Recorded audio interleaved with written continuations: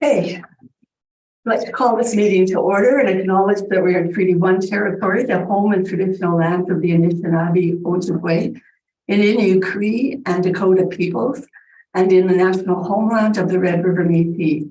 Our drinking water comes from Shoal Lake 40 First Nation in Treaty 3 territory. My name is Linda McFadden, and I'm chairing this hearing. I'm joined by Ian Mann and Lori Davidson on my left. Our secretary today is Jason Robertson, and our assessor is Brian Valderrama. We don't have anybody on Zoom today, correct?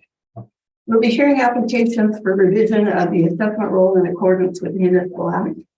The matters for which revision is requested have been described in each application, and we will limit discussion to those matters. The statements that are made at this hearing are sworn testimony, and anyone speaking to the matters must be sworn in. Be advised that comparisons of assessments of properties are not considered evidence of market value by the Board of Revision.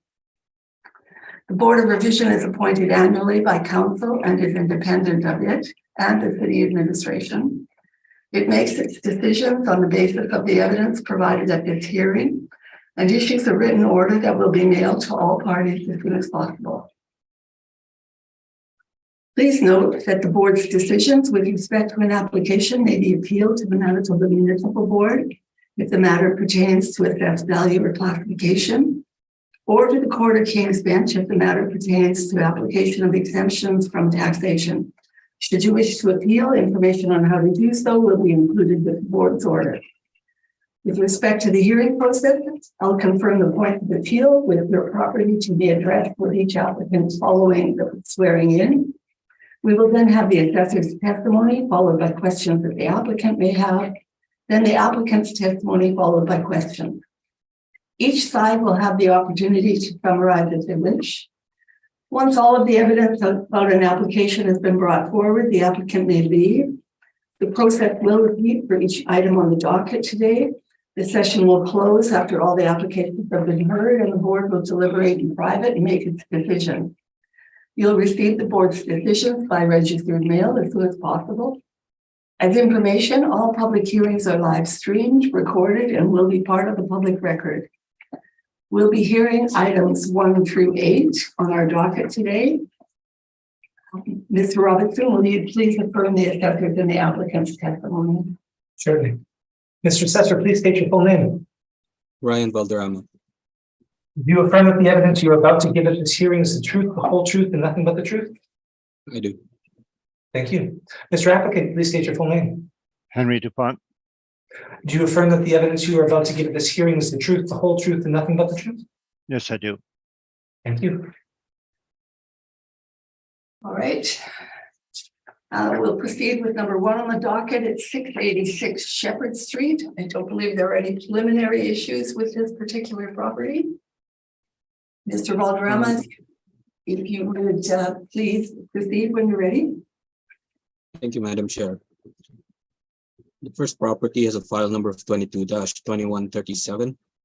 It has a roll number of 05004072100. The property is located at 686 Shepherd Street. We're dealing with the roll year of 2023 using reference date of April 1st, 2021. The assessed value for the property is $2,948,000. The property is classified as a residential 2 with a liability of taxable. The property is a residential apartment with 1 building, 2 stories, an actual and effective year built of 1972. It has 27 suites with 30 outdoor parking. The property is zoned as a residential multi-family with a land area of 32,968 square feet, a planned area of 9,111 square feet, a basement area of 9,111 square feet, and a gross floor area of 27,333 square feet. On page 3 is the area of the subject property. And on the next page, page 4, is the income valuation workup. Again, there are 27 units with an average monthly rent per unit of $965.91. The gross potential rent is $312,955. The vacancy rate is 4.2%, or $13,144. It has an effective gross income of $299,811. The expense ratio is 50.34%, or $150,925. The net operating income comes down to $148,886.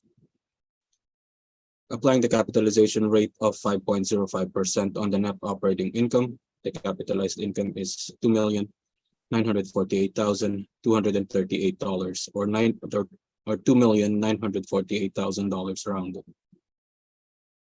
On the next page, page 5, are some rent comparables. The first one is located at 12 Jefferson Avenue. It has an average monthly rent per unit of $1,217. The second one is located at 9 Mandalay Drive. It has an average monthly rent per unit of $1,184. The third one is located at 20 Pipeline Road.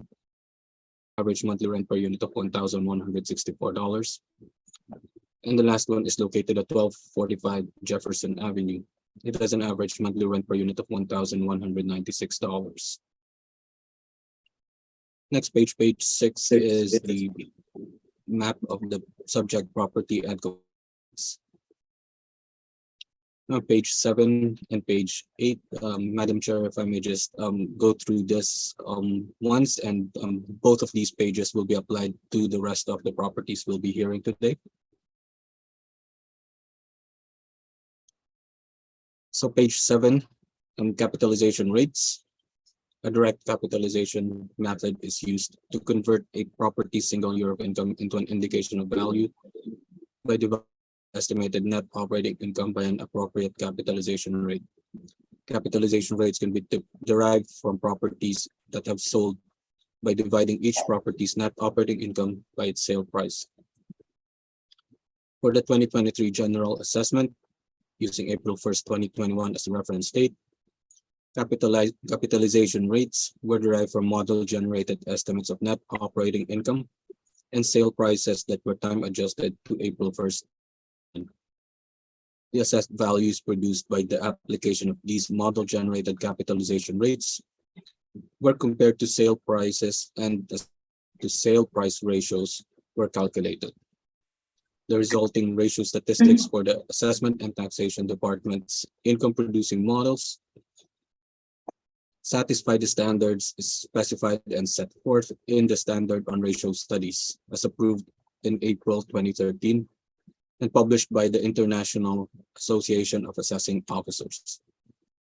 ATD's capitalization rates were further supported by comparison with the real estate market reports from Colliers International Canada, CBRE National Research, and Cushman & Wakefield.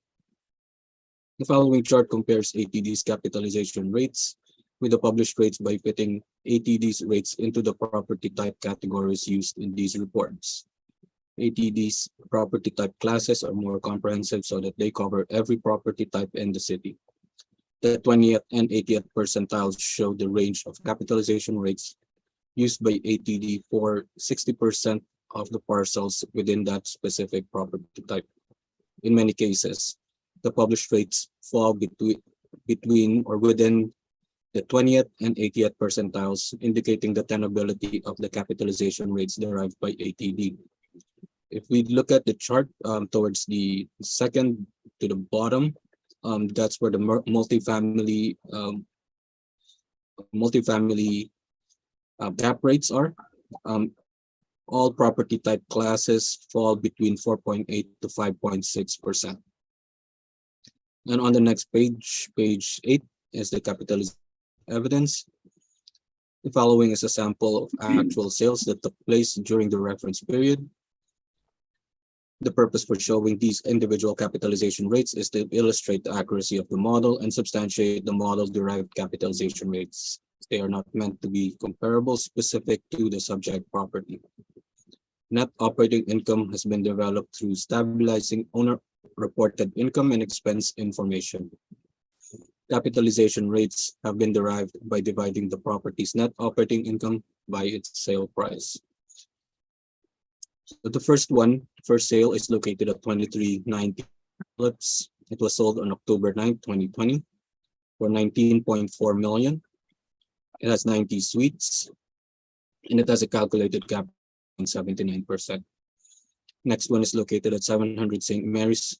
It was sold on April 7th, 2020 for $1,035,000. It has 9 suites with a calculated cap rate of 3.6%. The third one is located at 203 Bertrand. It was sold on June 14, 2019 for $925,000. It has 9 suites and it has a calculated cap rate of 4.77. Next one is located at 555 Corridon. It was sold on November 26, 2018 for $1,575,000. It has 16 suites with a calculated cap rate of 5.74%. Next one is located at 677 Maryland. It was sold on December 15, 2020 for $2.4 million. It has 32 suites and it has a calculated of 5.5%. And the last one is located at 32 Arden. It was sold on March 1st, 2019. It was sold for $2,875,000. It has 23 suites with a calculated cap rate of 5.05%. And beginning of page to page 14 is the income and expense info for 2020 for the subject property. That's my presentation, Madam Chair. Thank you very much. Mr. Dupont, do you have questions for your assessor?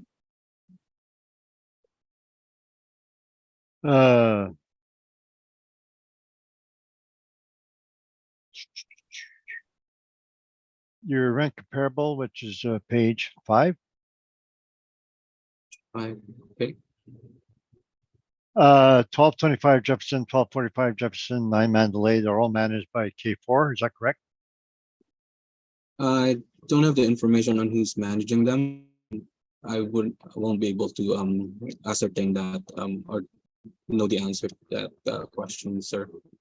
1225 Jefferson is one of our clients, and the repair and maintenance is stabilized at 2,000 per suite. Repair and maintenance, and the subject is around 1,000 per suite. So would you agree that the rents would be in line with the amount of repair and maintenance a property would spend?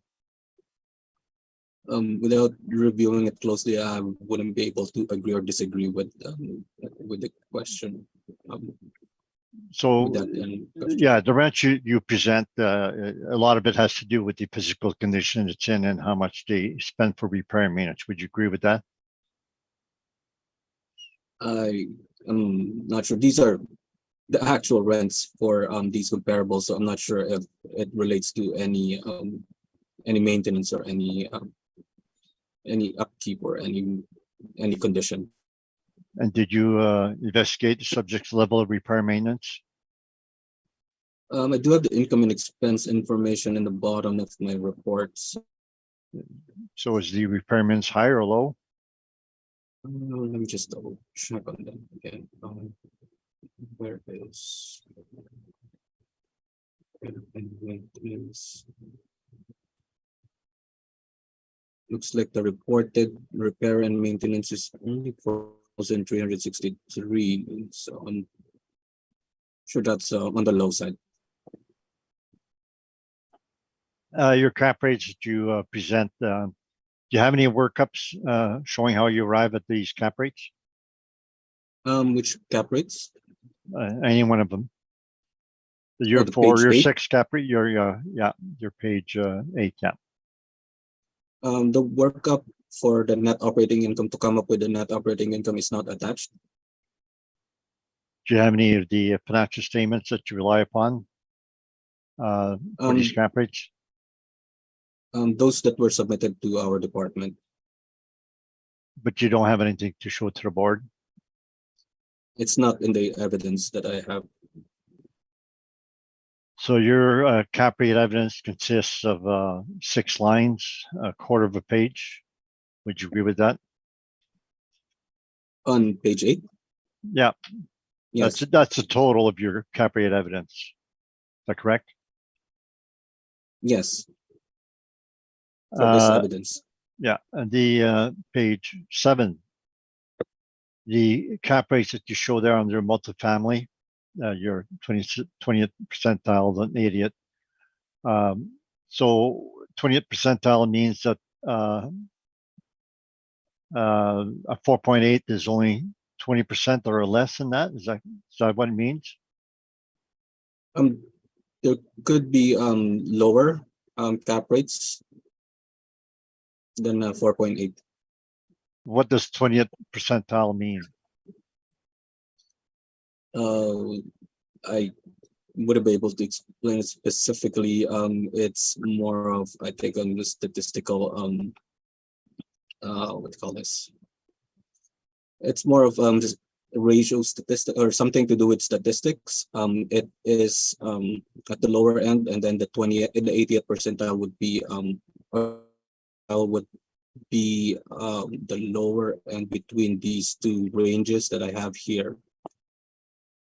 All right. No, we've seen at the board that you have cap rates maybe as low as 4.25 that I've seen, and for the high cap rates, I've seen up to 6% for a high rise. So you would agree that your range is actually lower and higher than what you show there? These are just 60% of the parcels, so there could be the 40% may lie outside of the 20th and 80th percentile. Okay, so the brokers reports, they're mainly 5 to 6%, and you're 4.8 to 5.6, or you're about 1/4% too low on the low end, and you're 0.4% too low on the high end. Would you agree with that? Based on those figures, yes, I would agree with that. That's all questions I have. Thank you. Thank you. Mr. Mann, do you have any questions? I do have a question with respect to the suites, Mr. Valderrama. The number of suites I see in on your page 1 is 27 suites, and then in your workup as well, I believe you've got 27 suites. You've got 13 1-bedroom and 14 2-bedroom, and then down at page 14 in the income and expense mailer, we've got 13 1-bedroom and 13 2-bedroom. So there's at least a 1 suite difference. Do you have any personal knowledge, or can you explain the difference between the 1-bedroom and 2-bedroom, or the variance? The one unit, I'm not sure why there's a 1 unit discrepancy on this one. So I don't have any information on that, sir. But you can tell us, based on the income and expense mailer, are there any bachelor suites here in this unit, or in the subject property rather? Without going in it, wouldn't be able to know if there are any bachelor or any unit that would be maybe a caretaker or whatever the case may be on that 1 unit that's this. Okay, thank you. I have nothing further. Thank you. Mr. David, do you have a question? I did have a question on the suites. I could ask the appellant, but I guess I'd ask the assessor.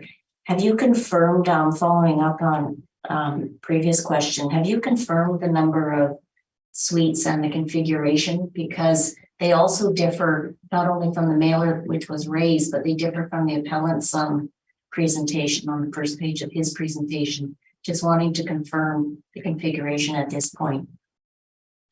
No, I was unable to confirm the configuration on this apartment block. Okay, maybe We can ask it again. right. Okay, and just one last question.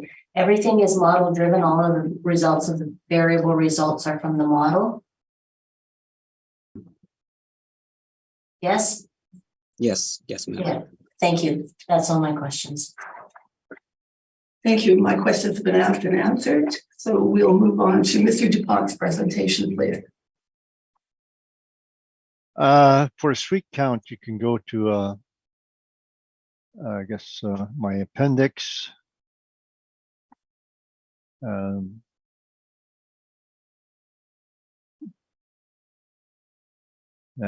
Slow moving.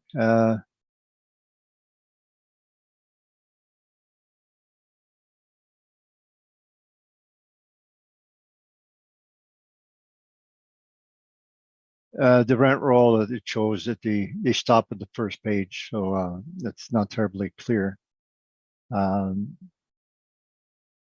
So the page Page 32. 25 is 13 and 13. The previous page 23 has one page only, ends at unit 23. But the 2019 questionnaire shows 14 two bedrooms. So that's on page 32. So the owner themselves is changing the amount of suites. So I went with 1313, but I would agree that it could be 1314. I go with the actual income they present anyways, but yeah, it would be interesting to establish the right amount of suite going forward. Now, the other thing in the questionnaire is that if you look at page 25, the rents that they calculate, the maximum is 259,000 some 40. I have that highlighted, and that's what I use for the potential. And then the previous page 21, it shows 227,000 received, which is relatively big difference. And then the next page 22, 9,600 in vacancy. So that so apparently after vacancy, they received 227. So the maximum potential would have been 237, but we used 259. So we use 20 some thousand higher than what they show in the questionnaire. So if you can go back to the first page, show the photo. I'm gonna rotate. So that has the basement suite. The bottom suites are just face out. So the view from there is basically you see the lawn. So they get 4 views from basement suites. The aerial photo which shows the parking in the back that it has, and right corner of Maple Glen.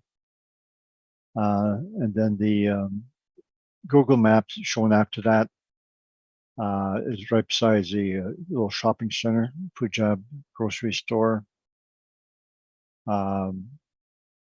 They're close to Inkster.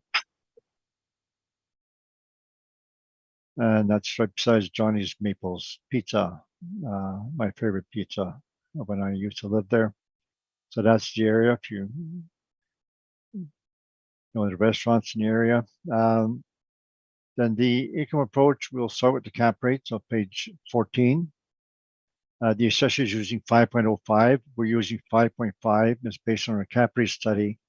So the age group 1960 and 1998, we have a cap rate of 5.5%. This property fits in that category, and we look at site-specific premium factors. It's got low repair maintenance and has basement suites, so 2 negative factors. So I would say the conditions, it's inferior because of a low repair maintenance. Nevertheless, it did not give it a premium. I still stick to the 5.5%. So then the page 15 is the income approach.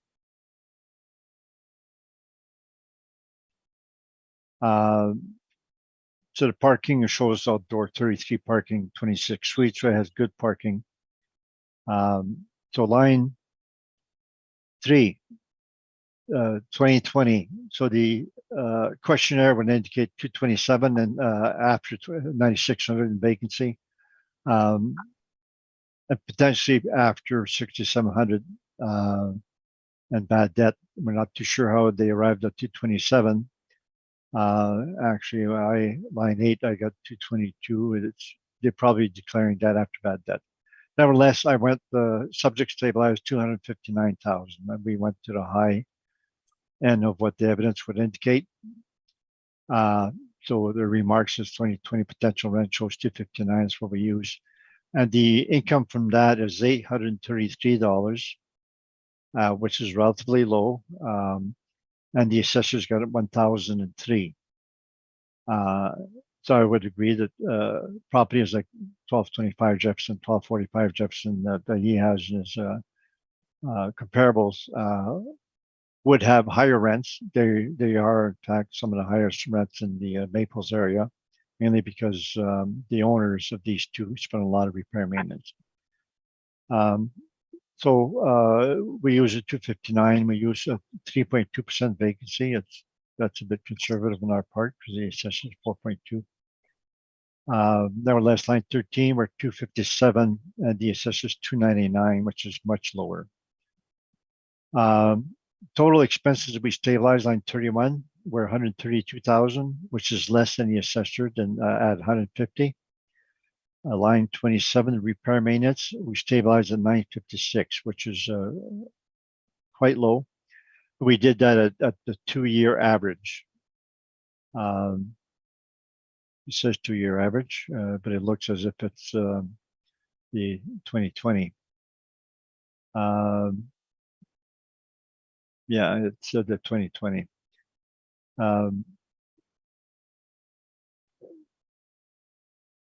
That's about it for the income approach. The net income that we had, line 33, is about 125,000, about 25,000 less than the assessor.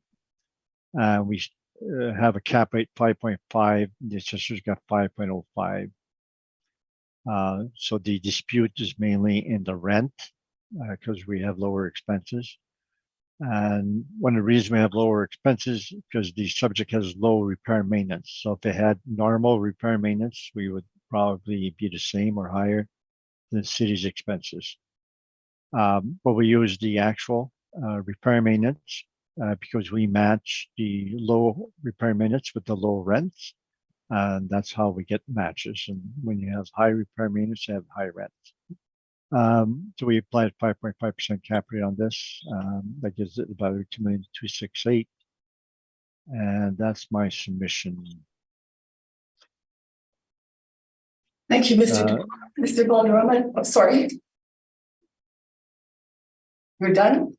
Yeah, normally I have photos and the back of the appendix, and I don't because I couldn't find any. Okay, thank you. Thank you. Mr. Boardroom, do you have any questions for Mr. DuPont? Yeah, I think I just have a question. It's not how good the pizza is. This on page 25. So it's highlighted it was used for potential and it's $259,740. Yeah. So you are using the 26 total number of suites instead of the 27 total number of suites. I don't think that matters. It's what they declared to be their potential income. And the actual reported income is a lot lower. So we're using less than reported. That's all the questions I have, Madam Chair. Thank you. Mr. Mann, do you have any questions for Mr. DuPont? A couple with respect to the condition. Have you inspected this property recently? No, I have not. So you can't comment on the condition or the quality of the interior? There's no pictures? No photos. We just go with the repair maintenance. The historical repair maintenance is low, which would indicate an inferior condition. I don't have anything else. Thanks. Ms. Davidson? I have a question. You indicated that you're choosing your cap rate in part because of the existence and number of bachelor suites. Yet in the assessor's brief, he's not showing any bachelor suites. He's showing a breakdown of, Neither is the owner. yeah, he's showing, what was gone now? 13, Oh, yeah. 14. 13 one bedroom and 14 two bedroom, yet you're relying on the existence of bachelor suites for some of your numbers. Where do you see bachelors? Where's my report show bachelors? Page 1, 2. Yeah, on the opening, Oh, okay. and you also raised it, I think I heard you say. Oh, okay. So the first page is an error. It's 13 one bedroom, 13 two bedroom. Okay, so we're in agreement with the assessor. Okay, Yeah, pretty close. They got one bedroom extra. So that's a typo on the first page. And my spreadsheet on page 15 has the 13 one bedroom, 13 two. We did not give a premium. If it had a lot of bachelors, we could have given it a premium, 0.25%, but we did not give it a premium. So my cap rate is not based on bachelors or any other factors, because we just put it saying it's normal without any premium. So it just fits in the age category for cap rates. okay, thank you very much. That's all my questions. I actually had the same question about the bachelor suites. But just to take it one step further, you did mention the basement suite. So you're confirming that there's no premium that you've given because it has basement suite. No, that by itself is not enough as a factor. If we had 2, 3 other factors that could cause a change in cap rate. Okay. But I did not. So I just noticed 2 negative factors, yet I did not adjust the cap rate. Okay, thank you very much.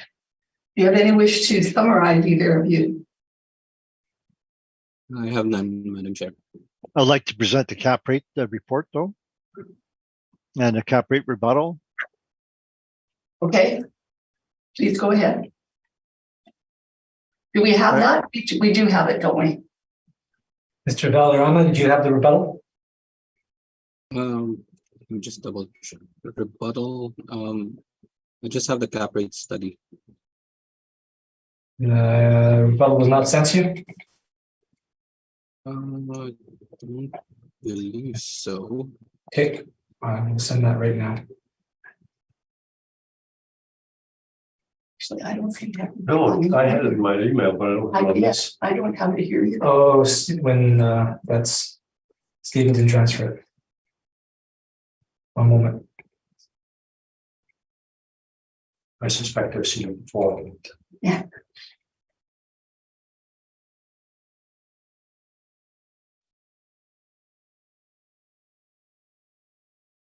So to be clear, Mr. Dupont, you're not presenting your cap rate study, which we have. You're presenting the rebuttal to the city's cap rate information. Is that correct? No, I want to present both. And that's up to you. I'm sure the panel has heard it. Oh, I understand that. I've had some panel members say that to me again, and I'm just going to summarize and bring you to the last 2 pages of my cap rate report. Okay. So page 161 of the cap rate report. So if you see that, that's taken from the assessor's rebuttal evidence that they have given over the season.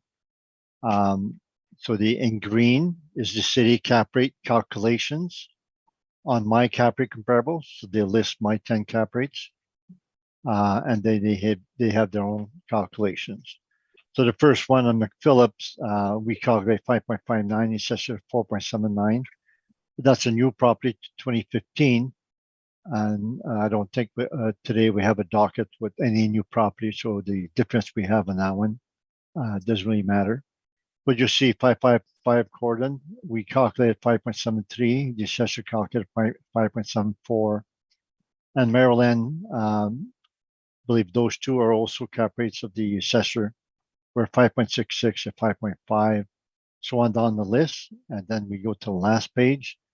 We reconcile the assessor's calculations and ours in relation to our final estimate of cap rates for different age groups. So if you see the page 162, the first four are newer properties, they're built 2006 to 2015. There's some slight difference on the second, third, and fourth. Main difference is the first one. So if we were doing a newer property today, we would maybe be a quarter, maybe up to 0.5% difference. But the rest, 277 Langside and down, their cap rate calculations, like Langside, they calculate 6.1% instead of 6.12, but our cap rate for that age group was 5.5, so they're in virtual agreement with us. La Vérendrye is the only one where there's a significant difference. We're 5.74, assessor is 5.01 versus our 5.5 for that age group. And the last four, the assessor's cap rate, 6, 5.5, 5.7, 5.71 is pretty much supporting our 5.5 to 5.75 cap rate for that age group. 215 La Vérendrye, the reason there's a difference there is that the assessor used the actual repair and maintenance stabilizer over the 3 years, which is a good way of doing it naturally. But we adjusted it because the pro forma indicated that the repair and maintenance included capital expenditures, such as replacing storm doors and eavesdrops, etc.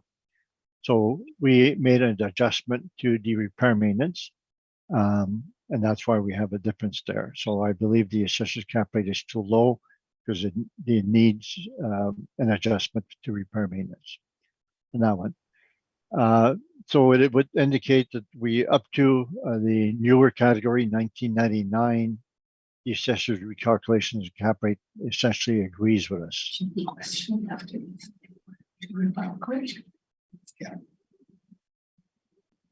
I didn't hear, were you talking to me? No, sorry, no, I was just checking. When you, after you've presented this evidence, we'll allow for some questions before you do the rebuttal, okay? Oh, okay. Okay. Yeah, so I'm basically finished. So it's a reconciliation of the assessors of our cap rates versus what we have to show that we're relatively close when it comes to comparables. Their computer models is all over the place, but the actual comparables and evidence, we're pretty much in agreement now for anything up to 1999. So that's my submission on the cap rate. Thank you. Mr. Boardroom, do you have any questions for Mr. DuPont on his cap rate study? I have none, Madam Chair. Mr. Mann, do you have any questions? I do, just with respect to page 161 that you were referring, the cap rates that have been calculated by Altus based on some additional information versus the city of Winnipeg cap rates. I'm looking at 677 Maryland Street, an effective build of 1972. You've got a 5.66 cap rate versus the city's calculated 5.5%. The income source for the suites at 677 Maryland, could that be characterized as social housing or housing funded by social assistance, or do you know? No, I would not use social housing as the comparable. So that it is private universe with actual rents, non-subsidized rents. Where do you get that information from? Oh, okay. Well, the report is 160 pages, so we have the background information on each and every property. So I have to find it now.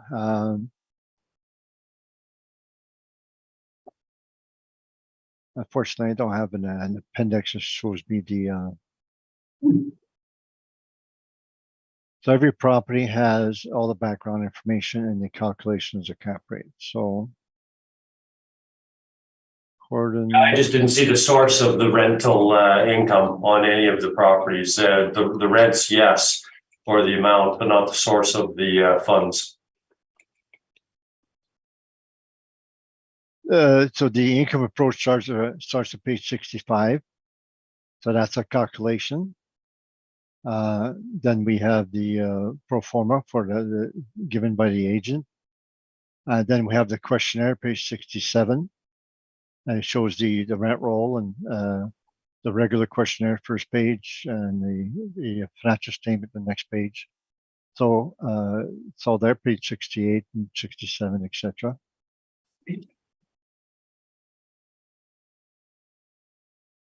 Okay, thank you. I don't have anything further. Ms. Davidson, do you have any questions? I have no questions, thank you. And I have no questions, so you can proceed with your rebuttal information on the city's information. One moment, Madam Chair. Sorry. Mr. Valderrama, did you receive my email with the rebuttal? Yes, I did. Okay, Thank you. please proceed. Thank you.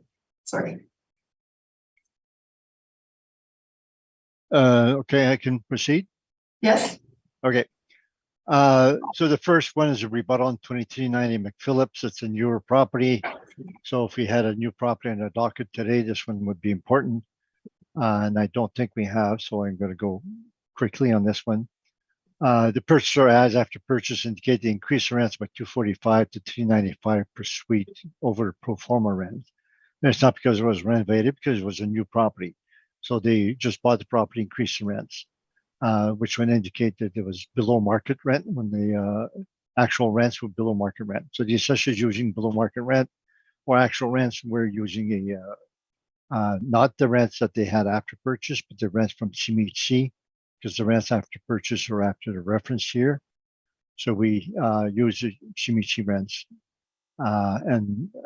So that's 104 to 184 higher than a pro forma versus what they actually got, 245 to 395. So that's why we have a difference in our cap rate there. We have the same expenses. We both stabilize the expenses the same way. So the only difference in McPhillips is the calculation of rents. And the next page is how we arrived at that. Page 4, we have a rebuttal on Summer St. Mary's. That's one of their cap rates, which I believe is the one that's 3.6%, very low. It's, so their cap rate there on that one is so low, it's should be thrown out because it's so low. But nevertheless, we did investigate that, and we found out it was managed by D7. We talked to them. We got a letter from them. Purchaser was a first-time buyer. Property was in rough shape, with previous owner doing nothing for repair and maintenance. The purchaser bought with the intention to renovate, and they stated they had done some renovations started, but the pandemic hit and they put it a bit on hold. But they did replace some appliances, repainted the suite, and started to do renovations. So they bought it with the intention to renovate. So they did not buy it in the existing income stream. 3200 in the next one. Also, the ad after purchase indicates the property was renovated. It's gaining intention to renovate. Also, on top of that, the laundry income was missing for 2018, the year before the sale. So the assessor is not using enough income. So their cap rate calculation is faulty. The vendor advised me that they collected the laundry themselves. That's why the manager's statements from Sessions did not report the laundry revenue. Then there's a municipal board order saying that there was improper use cap rates when purchaser intends to renovate. And it said that renovations or intention to renovate should be significant, significant enough to affect the cap rate or the income stream. So I have all the background information because it's 42 page. So from what I state there, so I do have the letter from D7 and the Shimichi and the ads from the purchasers, etc. So that's my rebuttal. I thank you very much. thank you. Mr. Boardroom, do you have any questions on the rebuttal? I have none. Mr. Mann, No, I don't have any. Thank you. Ms. Davidson? None, thanks. And I have no questions other than to confirm that you want this cap rate information to stand for all of the rest of the properties. Is that correct? Yes, I do. Okay. Thank you. Moving on to number 2 on the docket, 1354 Fife Avenue. Mr. Valderrama, when you're ready. Thank you, Madam Chair. The next number of 22-1068. It has a roll number of 05004077500. The property is located at 1354 5th Street. We're dealing with the roll year of 2023 using reference date of April 1st, 2021. The assessed value is $51,000. Property is classified as a residential 2 with a liability of grant. The property is a residential with one building, 2 stories, an actual and effective year built of 1977. Has 14 suites with 14 outdoor parking. It is zoned as a residential multi-family with a land area of 21,324 square feet, of 7,420 square feet, a gross floor area of 13,510 square feet. On page 3 is the aerial photo of the subject property. On page 4 is the income valuation summary. Then there are 14 units with an average monthly rent per unit of $908.39. The gross potential rent is $152,610. Rate is 4.2% or $6,410. Effective gross income is $146,200. Its expense ratio is 58.92% or $86,141. Its net operating income is $60,015.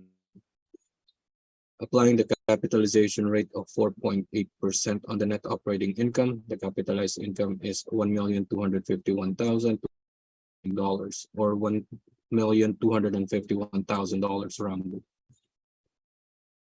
On the next page, page 5, are some rent comparables. First one is located at 1162 McPhillips Street. Its average monthly rent per unit is $1,073. Second one is located at 607 Lila Avenue. It has an average monthly rent per unit of $918. And the third one is located at 1266 College Avenue. It has an average monthly rent per unit of $944. And the last one is located at 1164 Jefferson Avenue. It has an average monthly rent per unit of $1,097. On the next page, page 6 is the map of the subject property and the comparable rents. Page 7 is the capitalization rate chart. Page 8 is the capitalization rate evidence. Beginning of page to page 13 is the 2020 income and expense information for the subject property. And that's my presentation, Madam Chair. Thank you, Mr. Dupont. Do you have any questions for the assessor? Yes, your page 5, your comparables. These are all private universe, so they're all for profit, is that correct? I believe so, yes. And the subject, you show that as wood or steel stud, yet you got 3 comparables, masonry bearing walls, so they would be superior construction.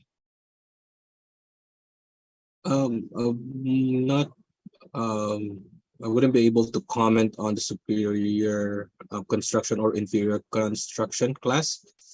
So I'm not sure which one is inferior, which one is superior on this matter. So the rent you arrived at is $908 per suite, and your comparables, $918 to $1,097. So you're not giving any discount per se for this property for being social housing? It is a model derived rent, the 908.39. And so the model derived does not have an asterisk saying that they factor in an inferior condition or any other thing, quality or construction or inferior condition, anything like that? I'm not sure if there is any. That's all questions I have. Mr. Brown? Just with respect to the cap rate, the model has assigned a cap rate of 4.8%, putting it right on the cusp of the 20%, in the 20th percentile. What is there about this unit or this subject property to tell us that would lead to such a cap rate? The cap rate, I'm not sure which factors really contributed more on the cap rate determination by the model. there are a few factors such as age, location, and size, and among others. There could be others too that are influencing the capital as determined by the model. So I wouldn't be able to specifically point out which one is the model giving weight to. Okay, thank you. That's all I have. Ms. Davidson? I have no questions, thank you. I just want to follow up on what Mr. Dupont raised about the comparables being in the private market. I've actually never seen this before. Generally, when we're looking at social housing projects, the rent is derived from CMHC's low income housing, like the low end of the model, rather than from the market.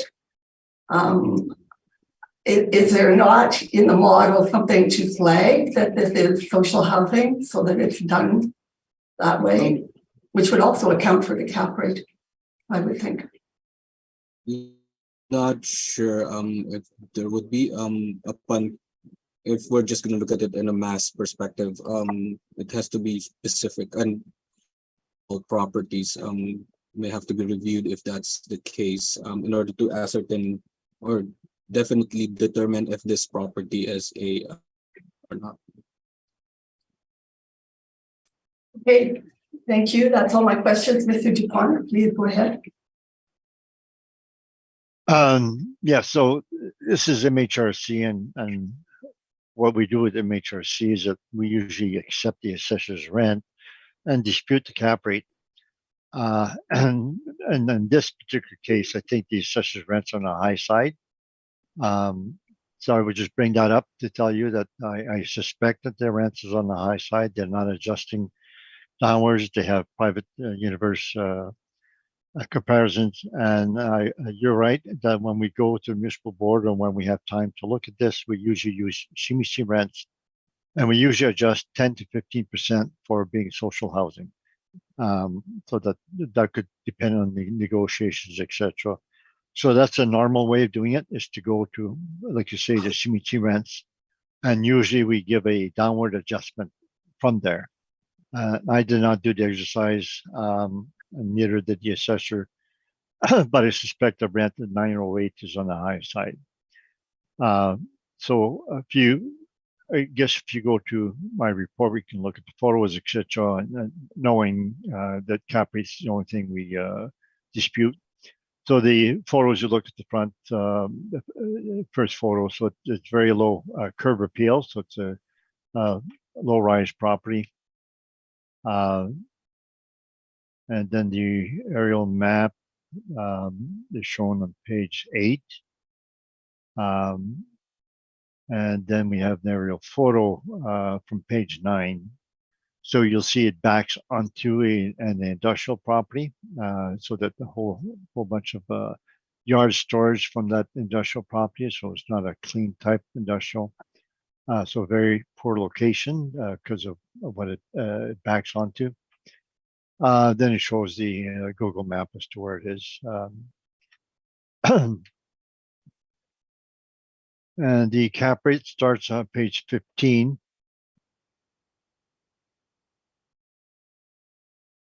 So the cap rate for this age group that we have, built 1973. Oh, did I put 8 stories there? So that's an error again. Sorry, I'm making the typos there. So it's 2 stories, 1977. Okay, so that subject built 73, 8 stories taken from another property. We forgot to change it. So it was built 1977, 2 stories. So it still fits in the 5.5 category. As before, considering the following factors: social housing, budget finishes, wood frame, no amenities, backs onto industrial property.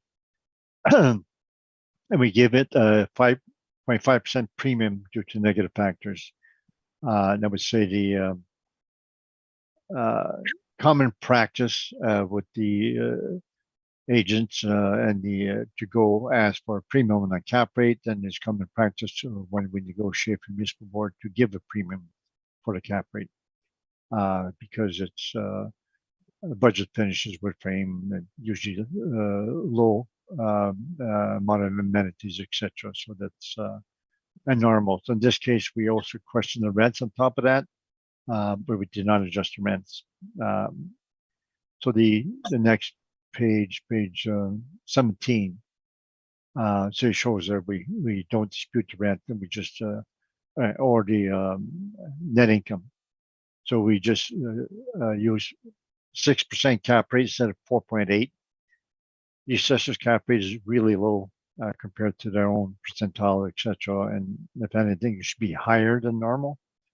So if we have 5.6 in the market, that's per the broker's report, it should be at the high end, maybe even higher than the high end, 0.5% premium over the high end. But they're 5.6. We did not go 6.5. We went 6. So using 6%, it comes to 1,010,001, 1,001,000, and that's my report. Thank you. Thank you, Mr. Boardroom. Do you have any questions? I have none, Madam Chair. Mr. Mann, do you have any questions? No, I don't. Thank you. Ms. Davidson? I have none either, thank you. I just want to confirm you haven't inspected the inside of this to see the condition of this particular property? No, I did not inspect any property on the docket today. Okay, thank you very much. Any final comments? I have none. I do. In my appendix is the sections on the cap rate and the municipal board orders on social housing where they give a premium on cap rates. That's part of my supporting arguments for a higher cap rate for social housing. So thank you. Thank you. Okay, moving on to number 3, 1045 Monroe. Mr. Balderrama. Thank you, Madam Chair. Next one has a file number of 22-2770. It has a roll number 02060899. The property is located at 1045 Monroe Avenue. We're dealing with the roll year of 2023 using reference date of April 1st, 2021. The assessed value is $2,754,000. The property is classified as a residential 2 with a taxable liability. Residential apartment with 1 building, 2 stories, effective and actual year built of 1971. It has 29 suites with 30 outdoor parking. This zone is a residential multi-family with a land area of 26,982 square feet, a planned area of 8,364 square feet, a basement area of 8,364 square feet, and a total gross floor area of 25,092. On page 3 is the aerial photo of the subject property. On page 4, income valuation summary. Again, the total number of units is 29. It has an average monthly rent per unit of $828.65. The gross potential rent is $288,370. The vacancy rate is 3.2% or $9,228. The effective gross income is $279,142. Expense ratio is 50.17% or $140,046. The net operating income comes down to $139,096, and the capitalization rate of 5.05% on the net operating income. The capitalized income is $2,754,076 or $2,754,000. On page 5 are some rent comparables. One is located at 1035 Monroe Avenue. Its average monthly rent per unit is $1,014. Second one is located at 100 Donwood Drive. Its average monthly rent per unit is $1,100. The third one is located at 1 Street. The average monthly rent per unit is $968. And the last one is located at 320 Poplar Avenue. The average per unit is $865. Page 6 is the map of the subject property and comparable rents. On page 7 is the capitalization rate chart. Page 8 is the capitalization rate evidence. beginning of page 9 to page 11 is the 2020 income and expense information for the subject property. And that's my presentation, Madam Chair. Thank you, Mr. Dupont. Do you have questions? No questions. Mr. Mann? With respect to the rents and the average monthly rent, those are all model driven? On page 4, sir. Yes, on your workup. Yes, they're all model derived parameters. Were any adjustments made as a result of the actuals, or is this just all model driven? They're all model driven, sir. Okay, thank you. I have nothing further. Ms. Davidson? I have no questions, thank you. And I have no questions. Mr. Dupont, will you please go ahead? We could start in the appendix, so we know what we are looking at. We got some photos. We got ad from towers. And I have to rotate.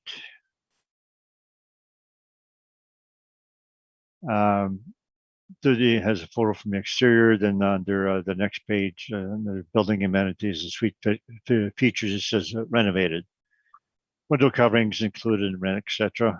Then has a photo. The first photo of the living room that shows that has laminate flooring. The kitchen looks relatively small in that corner there.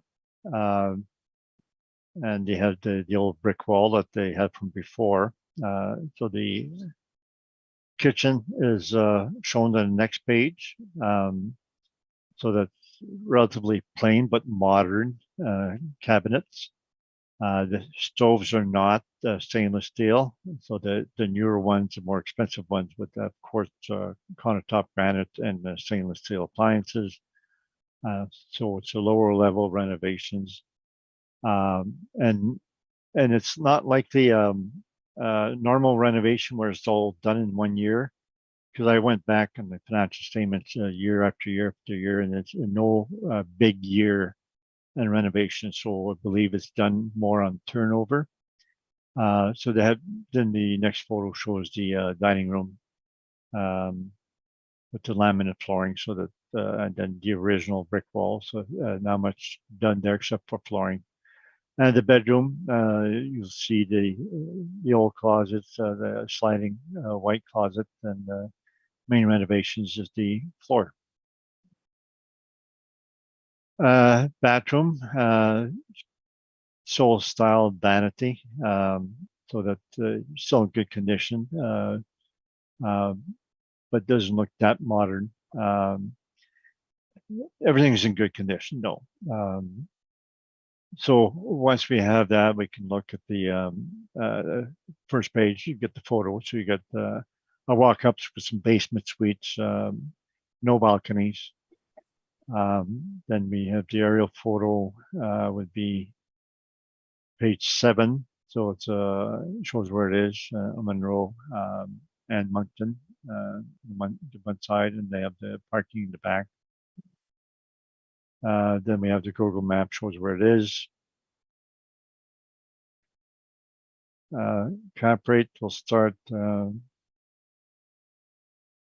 page 13. So the assessor's cap rate is 5.05, or use 5.5. Subject built 1971, 2.5 story. So it falls at 5.5 cap rate.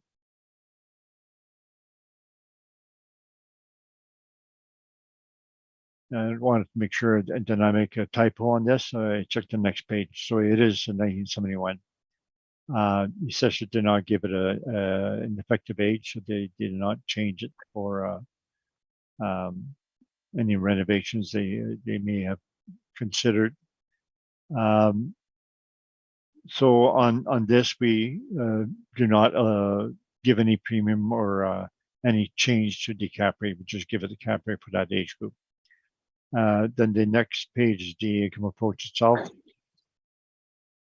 Now the rents are getting line 3 after the discount is $916 per suite, and it's the suite mix is 17 one bedroom, 12 2 bedrooms. So relatively good suite mix, and the rent $916 is not that high. compared to the MHRC in the previous one. It's pretty much what the assessor had. However, the assessor is lower, 829. I'm not sure why.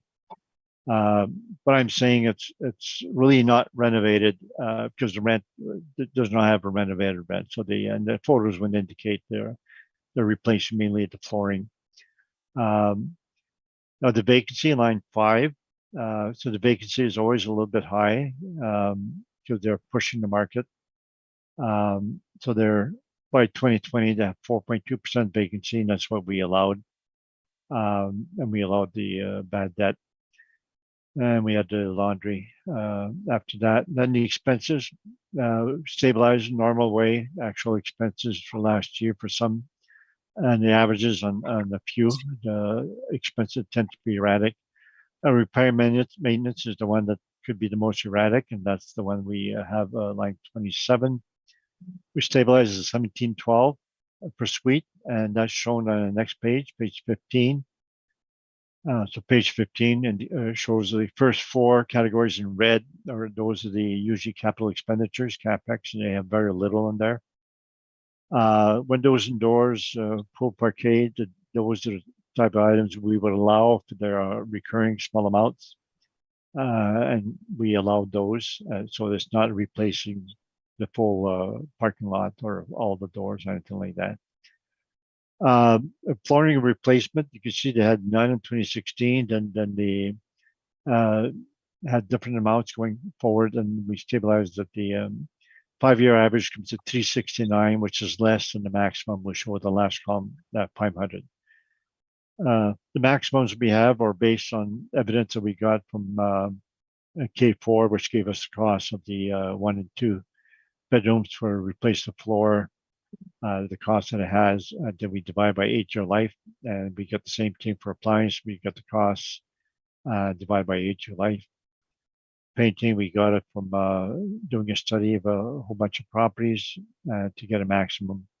That gives us an idea when somebody is doing renovations or beyond the 8-year life, and then we max them out, those amounts. Anyways, the appliance replacement is on the low side, it's $87 per suite versus 225 maximum. Paintings just about there at the maximum, so they do good painting upon turnover. Other items, we excluded the high fire and safety in 2018. We excluded the high building exterior in 2018.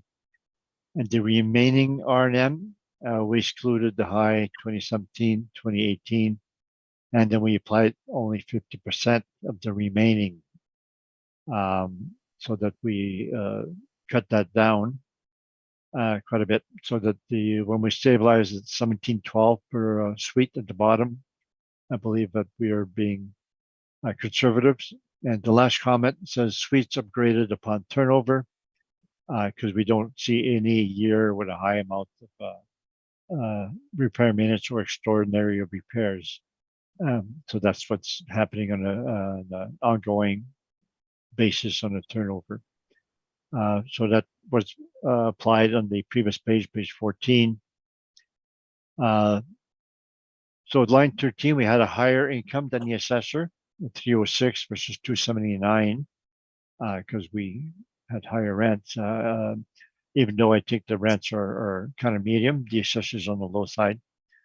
Then we have higher expenses based on site specific. So we have a lower NOI, and so then once we apply the cap rate 5.5 for that age group, we get the million value 2,287,000 versus the assessor 2,755,54. Thank you very much.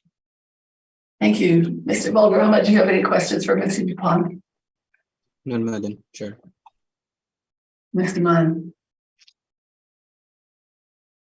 You indicated at the bottom of your the spreadsheets on page 15 that the suites were renovated upon turnover. How many suites have been upgraded or renovated?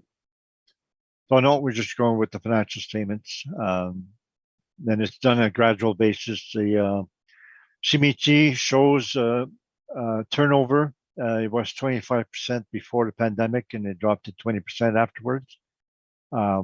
So we can assume that a quarter of the suites are 20 to 25% turnover every year. So they've all been upgraded then in the last 4 years. It's on an ongoing basis. If they're doing that they're replacing it. If they were going $500 per suite for flooring and $225 for appliances, that's over an 8-year life. We could say if they're at those maximums, they're doing it over an 8-year period, and they're slower than an 8-year period. So I would suggest it's not a full all suites now, but it's done every 8 years where they replace the flooring and appliance. I have nothing. Thank you. Ms. Davidson, I have no questions, thank you. and I have no further questions. Any final comments? I have none, Madam Chair. None for me, thank you. Okay, thank you. We'll move on to number 4 on our docket, 1030 Brazier.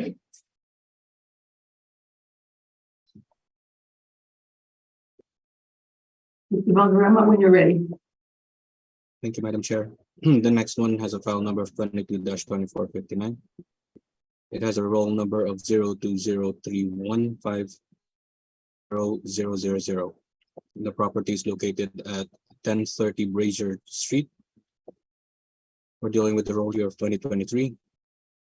Reference date of April 1st, 2021. The assessed value for the property is $5,813,000. The property is classified as a residential 2 with a liability of taxable. The property is a residential apartment with 1 building, 3 stories, has an actual year built of 1964 and an effective year built of 1979. It has 42 suites with 35 outdoor parking. The property is zoned as a residential multi-family. It has a land area of 42,486 square feet, a planned area of 13,492 square feet, a basement area of 1,032 square feet, and a gross floor area of 41,508 square feet. On page 3 is the aerial photo of the subject property. On next page, page 4, is the income valuation summary. There are 42 total units with an average monthly rent per unit of $1,040 and 14 cents. The gross potential rent is $524,231. The vacancy rate is 3.2% or $16,775. The effective gross income is $507,456. The expense ratio is 42.72%. or $216,785. The net operating income comes down to $290,671. Applying the capitalization rate sent to the net operating income, the capitalized income is $5,813,420, or $5,813,000. On the next page, page 5, are some rent comparables. The first one is located at 111 Gray Street. The average month is $1,045. The second one is located at 70 Donwood Drive. The average monthly rent per unit is $1,039. The third one is located at 25 Valhalla Drive. The average monthly rent per unit is $1,039. And the last one is located at 100 Donwood Drive. The average monthly rent per unit is $1,100. Page 6 is the map of the subject property and comparable rents. On page 7 is the capitalization rate chart. Page 8 is the capitalization rate evidence. Beginning of page 9 to page 11 is the 2020 income and expense information for the subject property. And that's my presentation, Madam Chair. Thank you. Mr. DuPont, do you have a question? No questions. Mr. Mann? Just on the gross potential rent, does that include parking? I see from the income and expense mailer that parking at $45 a stall per month is added on? Or is your gross potential rent all along the road? I believe this is only for potential rent. Okay, thank you. Thank you. I have no questions, thank you. And I have no questions. Mr. Dupont, will you please proceed? Can I redirect from the questions, follow up? Sure. Your potential gross rents for all properties that ever came to the board this year, the potential gross rents include laundry and parking. You never allow for excess or separate laundry and parking. Is that correct? Not really sure for everything. However, that's as far as I know. What was the last question? Answer? That's as far as I know. It's my opinion, so I'm not sure what I could be wrong on that one. So But all I know is it is the potential rent. yeah, and I'm trying to say that this is not abnormal. That it's not just you forgot the subject. Is that your normal procedures? You never show parking and laundry income separately in your model. Would you agree with that? I haven't seen any. Yes, you're correct on that one. Okay, it's all questions. Thank you. Please proceed with your presentation. Photos, go to the rear, back to page 20. So another one from Towers, another one where they say suite features, dishwasher renovated. Then you see some of the photos. They do have one stainless steel appliance there, the fridge and cabinets and the laminate countertop. And then the next photo of the kitchen, which shows laminate flooring. And this one has a stainless steel stove. The next photo of the kitchen, similar, just a different angle. Bathrooms, normal tile on the walls. It gives a nice little vanity. And then the dining room looks relatively small, and living room with the laminate flooring.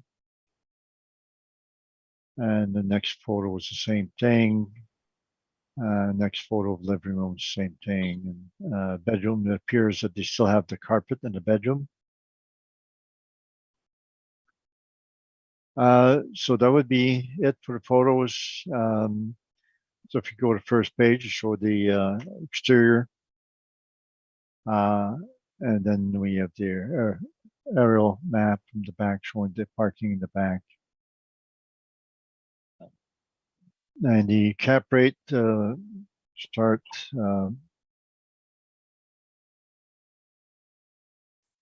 gotta find it, page 14. Built 1964, the city given an effective age 1979, 3-story. It falls to the category 1960 to 1998, 5.5%. Factors to consider: so renovated in 2012, 21% bachelors. Risk and increase in repair maintenance as it ages. You'll see that it has very low repair maintenance due to the fact it had been renovated, so the repair maintenance is likely to increase in the future. So the next page is the income approach, page 16.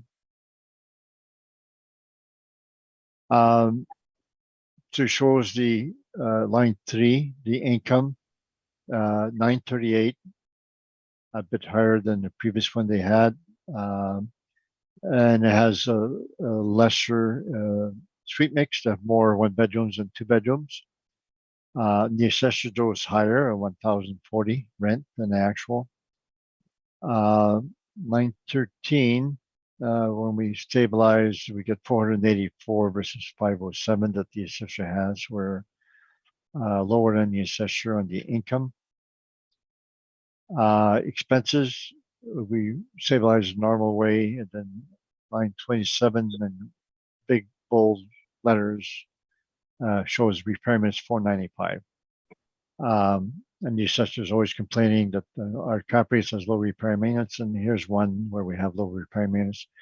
We go site specific at all times, so we could say nobody's going to buy us looking forward with only $495 per suite repair maintenance for the rest of its life. They will know it's going to increase, but we use site specific repair maintenance, and so we're saying if we're going to make an adjustment for that, it should be in the cap rate. Yet we did not give a premium for that. But we're just saying as part of your consideration as to whether you give the 5.5 cap rate, you should consider it's a higher risk because of that. So the net income, we're $296,000 versus the assessor's $290. So we have slightly higher net income.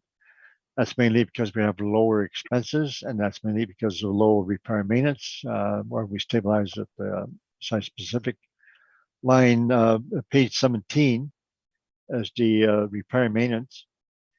And you can look at flooring, zero was $19 for the whole year over 5 years. So it's virtually zero versus 500 maximum. So they're not renovating or upgrading the flooring upon turnover because they don't have to yet, because they renovated in 2012, all the suites. So we have to wait till they age. Now they're 8 years old by now, by 2020, and therefore the flooring and appliances will start shortly. And appliances only $12 that we stabilize that. So it's on the low end. Painting is really low, $7. So even on turnover, they seem to do very little painting. But that's going to have to change. It's too low. It's not sustainable.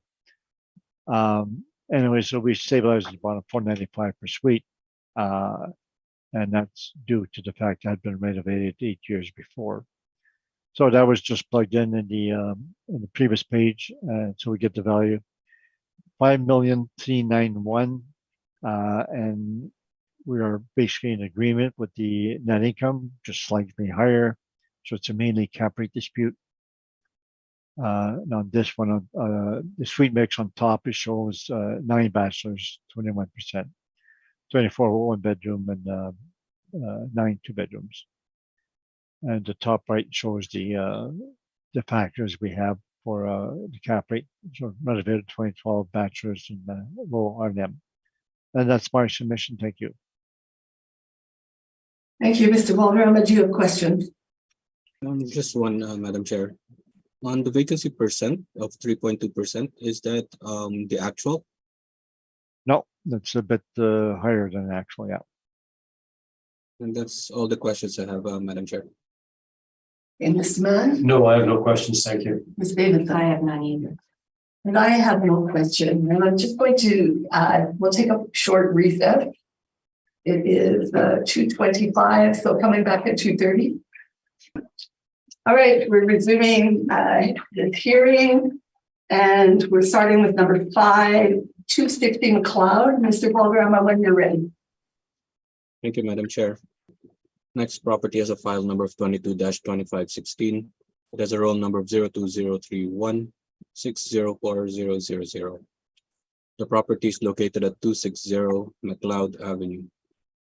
We're dealing with the roll year of 2023 using reference date of April 1st, 2021. The assessed value is $726,000. The property is classified as a residential 2 with a liability of taxable. The property is a residential apartment with 1 building, 2 stories, an actual and effective year built of 1958. It has 11 suites with 6 outdoor parking. This is a multi-family. Has a land area of 8,102 square feet, a planned area of 2,386 square feet, a basement area of 2,386 square feet, and a gross floor area of 7,158 square feet. On page 3 is the effect property, and on page 4 is the income valuation summary. There are 11 units with an average monthly rent per unit of $613. The property has a gross potential rent of $81,033. There's a vacancy rate of 3.2%. The vacancy in terms of dollars of about $2,593. Its effective gross income is $78,440. Expense ratio is 53.25% or $41,769. Comes down to $36,671. Applying the capitalization rate of 5.05% to the net operating income, income is $726,158 or $726,000 rounded.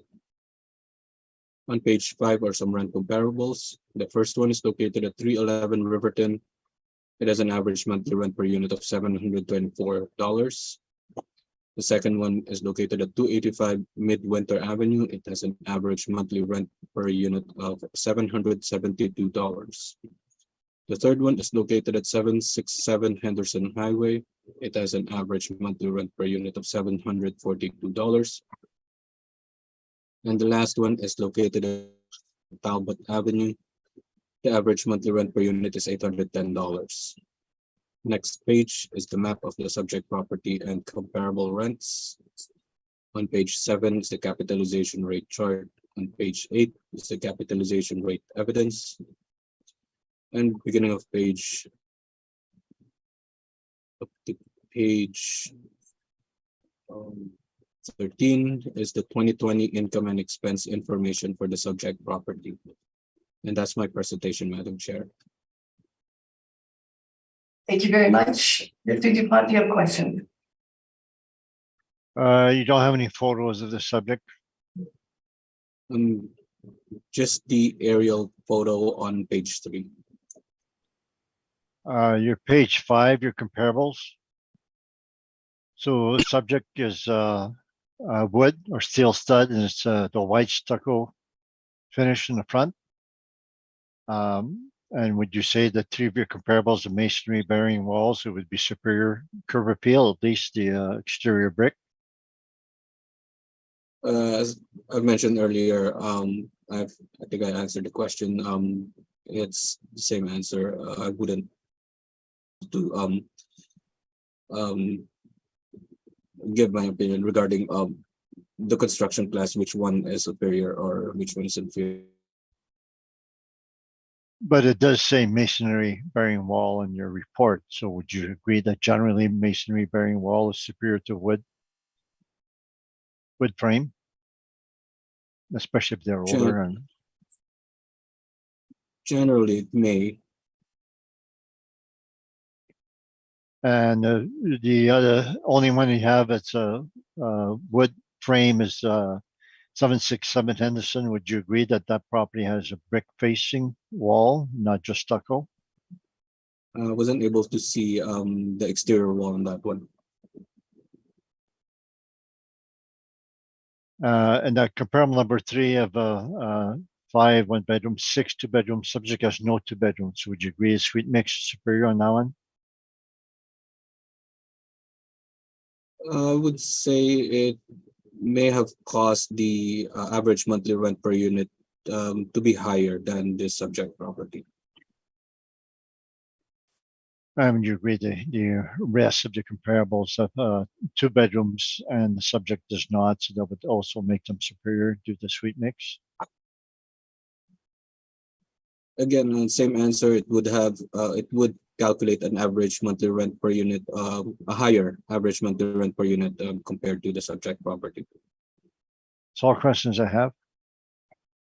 Thank you. Mr. Mann, do you have a question? No, I don't, thank you. Ms. Davidson? I have no questions, thank you. And I have no questions. Mr. Dupont, you can proceed. We can go start the appendix, page 19. The only photo we could find on the internet was this. It appears they may have changed the flooring there, but they have a tiny little kitchen and very small kitchen, very small dining room. So there doesn't seem to be any renovations in the kitchen. Too tiny anyways to renovate. So we can look at the first page. The exterior, the old white stucco building, so very poor curb appeal. Then the aerial photo would be showing on page 7. Shows it's off McLeod with little parking on the side. Then shows the map, Google Maps where it is. Just off Henderson. Cap rate, that starts at page 13. Subject built 1958, white stucco, 2.5 stories. So the age group would fit the 5.75. Then the site-specific factors that we see has conditions, low repair maintenance, which we'll get to later on, poor curb appeal, wood frame, basement suites. Parking is only 55%. Gross floor area per suite is low as 651 square feet per suite. So after you remove the corridors, they give you lesser than that. Suite mix, interior, 9 bathrooms, 91% one bedroom. So due to negative factors, we do give it a 0.25% premium over the cap rate for that age group. On the next page, our cap rate, the spreadsheet, page 15. Now this property is owned by an owner, so it's not a professional manager or anything like that. So it's a small owner doing their own. And we have the statistics on top. There's 6 outdoor parking out of 11 suites. That's 55%. We have the gross floor area, 7,158 square feet. That's from the assessor's data. And divided by suites is 651 square feet per suite. Then we have the suite mixer shown there, calculations. So the factors on top right is what would affect this property for cap rate. Conditions low, repair and maintenance, poor curb appeal, wood frame, small gross area, inferior suite mix, low parking, and basement suite. So if you look line 3, so the actual rent that we stabilize at is $525, and the assessor's got $614. So we got lower rent than the assessor. Then we had laundry and parking. And line 13, we're 70,800 and the assessor 78,000. So it's about 7,000 less than the assessor, 10% less. And the stabilization, relatively normal, everything normal. The repair and maintenance shown there, stabilized 765 per suite. So that's at the low end. And that's part of the condition that I say it's inferior because of low repair maintenance. And the next page, it shows the what they have in the questionnaires. The questionnaires just report the one amount for repair maintenance, but they do show on the second page of the questionnaire they consider capital improvements, and they show some of the amounts there. They spent like $40,000 for a roof. And they spent capex for 18, 19, 20, and we show that explanation at the bottom. New doors in 2018, windows 2019, and boilers in 2020. These were shown in the questionnaires. They're starting at page 23. Then you go to page 24. That's where they show the capital cost summary. That's where they report the windows and the boiler.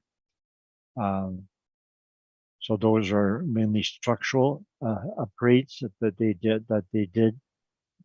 And the remainder that we stabilized. So we did not allow any of those capex to be stabilized in our stabilization because they're non-recurring items, structural. So we stabilized at the 4-year average. We excluded the low year in 2016. That was extremely low, only $200 per suite. So they're underspending on this property for sure. $765 per suite is the repair and maintenance stabilized, and that's what we put in the previous page 15. So our NOI is about 33,000, and the assessor is about 37,000. So we're actually not that far off. But we do have less, and we should go site specific. And And then we use 6% cap rate, and the assessor is quite low at 5.05. So our value is 544,000 versus the assessor at 5,726. That's my report. Thank you. Thank you very much. Mr. Valderrama, do you have questions? Just one, Madam Chair. Again, on the vacancy rate, is this the actual, the 3.2%? No, it's a bit higher. It's we're not disputing the assessor's cap rate. It's a market cap rate. Because our vacancy, not cap rate. And that's the only question I have, Madam Chair. Mr. Mann, do you have a question? I do not, thank you. I just had a quick question. I think I missed it. What monthly rent did you use for your rent? On line 3, it comes to 525. Okay, thank you. And I have no questions. Moving on, or any final comments? I have none, Madam Chair. No, not for me. Okay, moving on to number 6, 512 London. Mr. Valderrama, you can proceed when you're ready. Madam Chair, next property is a file number of 22-3161. The roll number is 02050511000. The property location is 512 London Street. We're dealing with the roll year of 2023 using reference date of April 1st, 2021. The assessed value is $4,963,000. The property is classified as a residential 2 with a liability of taxable. Property is a residential apartment with 1 building, 2 stories. It has an actual year built of 1965, effective years built of 1980. It has 41 suites with 41 outdoor parking. The property is zoned as residential multifamily.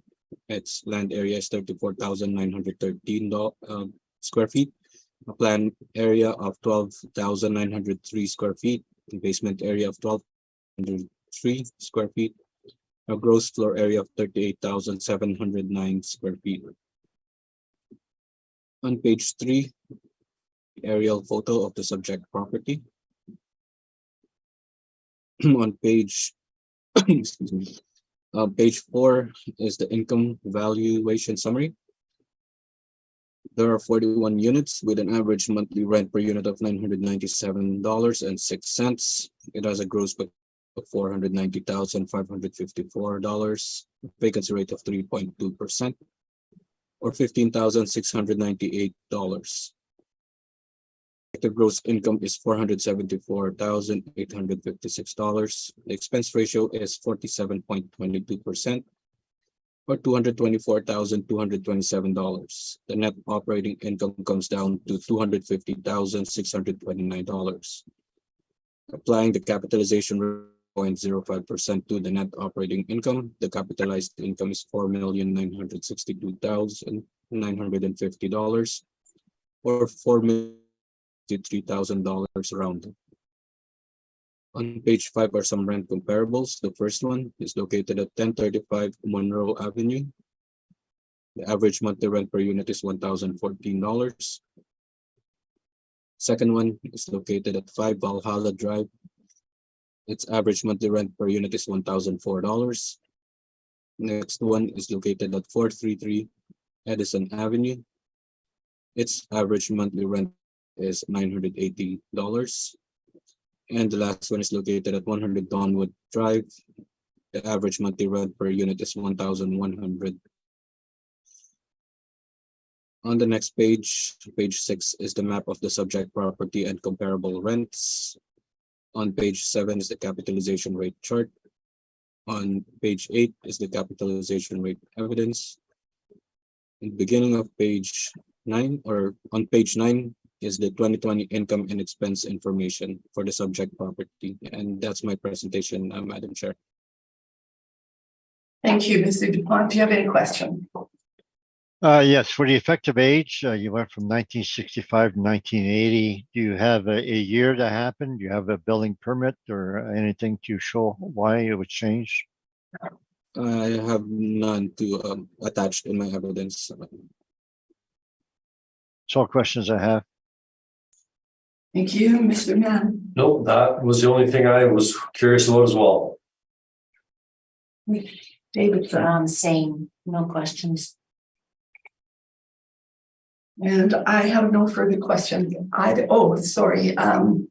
Looking at your comparable, given that this has so many more, that the suite mix is so heavily into one bedroom,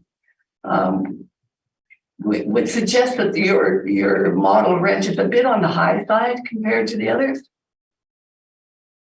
Well, I do have a that's heavy on the one bedroom as well.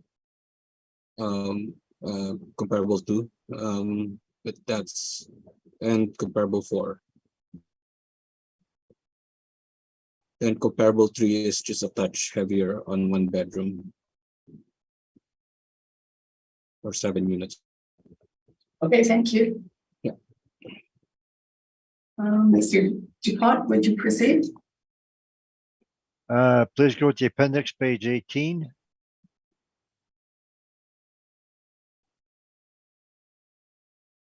So you can see what we're dealing with. So the page 18 shows the exterior photos and the ad from the owner. So the features, air conditioning, parking stall, etc. They don't brag about any renovations, but this is Globe General, and they tend to keep the suites well maintained and upgrade upon turnover. So the first photo, they show laminate flooring. And you have to know that they also have good photographers. They always make things look good.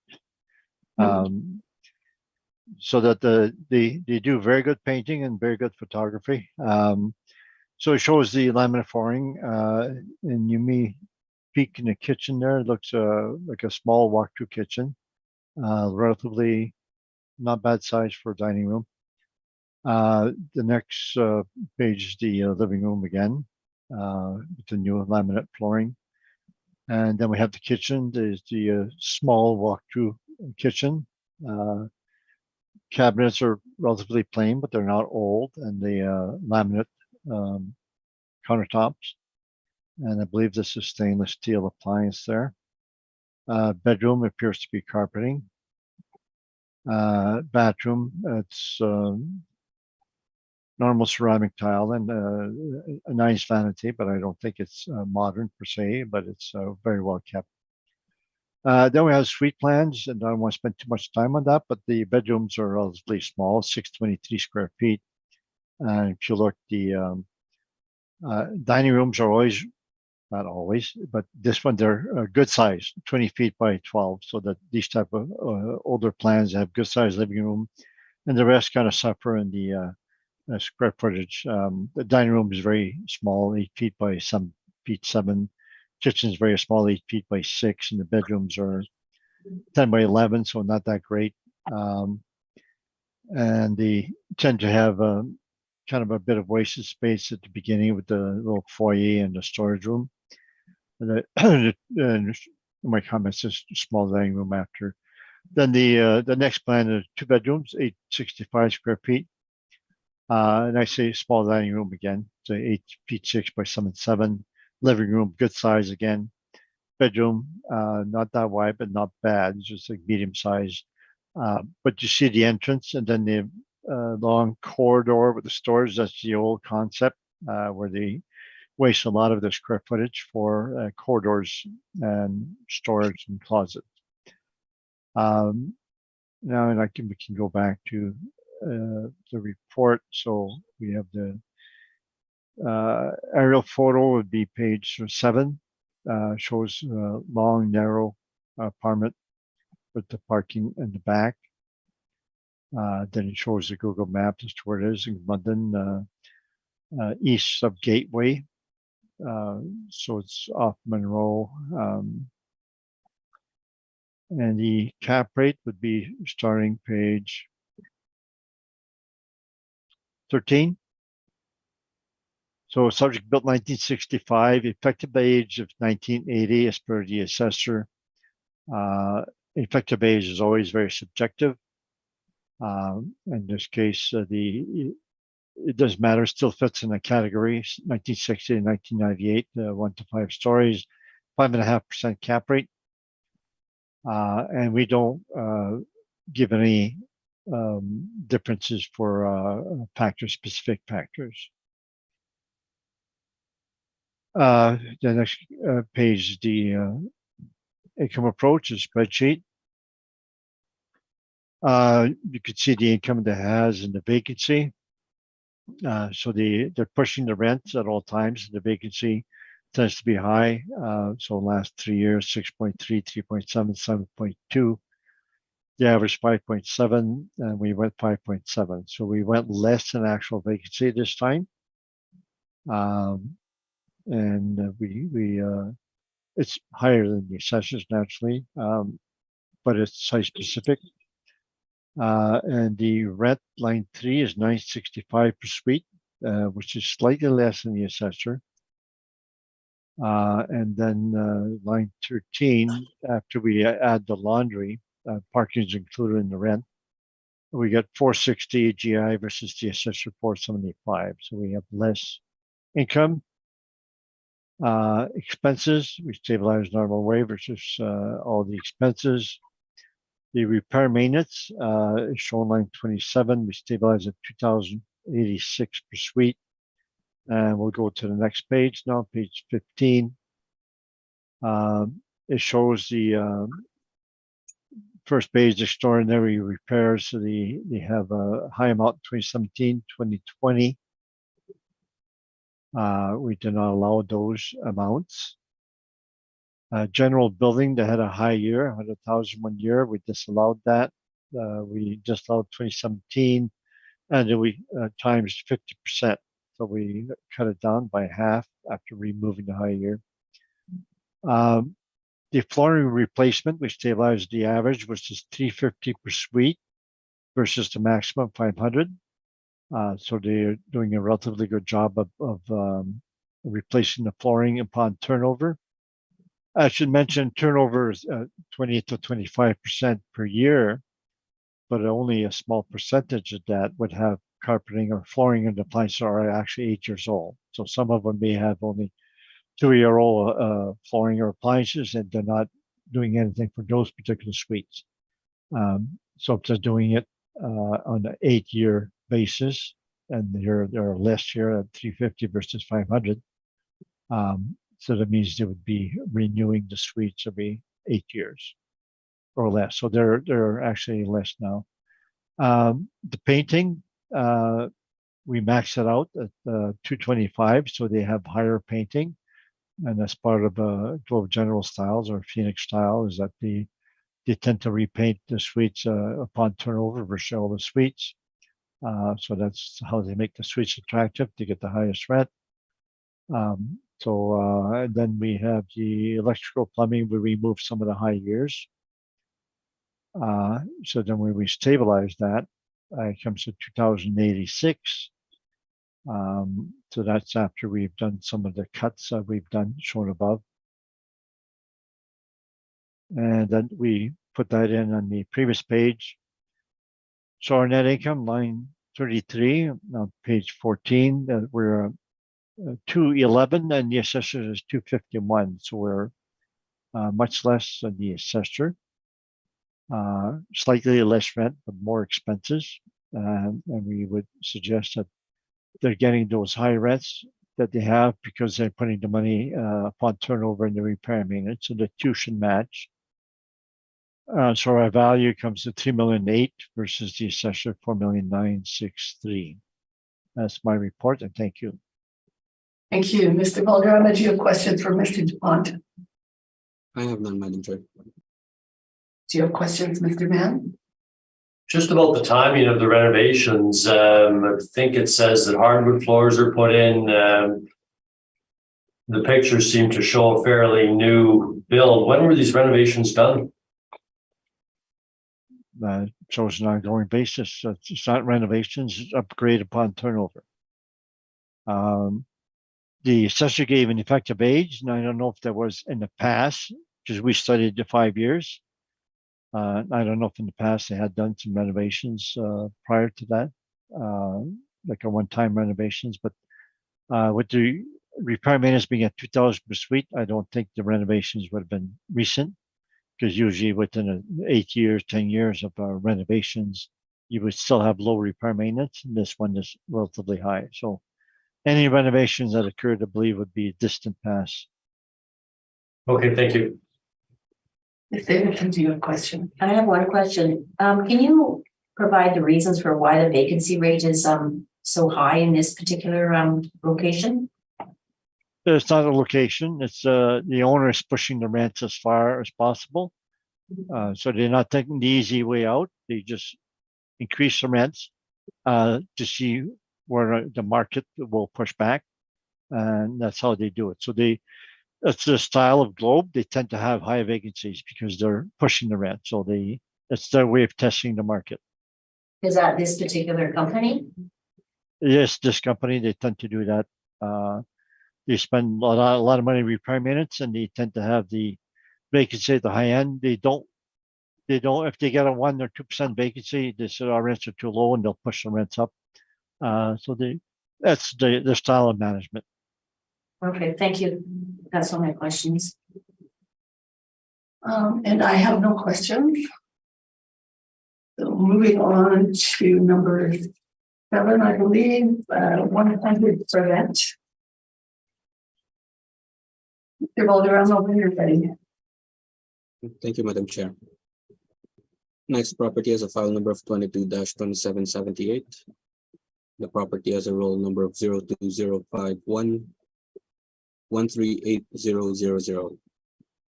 The property is located at 100 Brevet Street. We're dealing with the roll year of 2023 using reference date of April 1st, 2021. The assessed value is $6,700,000. The property is classified as a residential 2 with a liability of taxable. The property is a residential apartment with 1 building, 5 stories, an actual and effective year built of 1972. It has 75 suites with 49 outdoor parking. The property is zoned as residential multifamily. It has a land area of 73,708 square feet, a planned area of 14,410 square feet, a gross floor area of 72,050 square feet. On page 3 is the aerial photo of the subject property.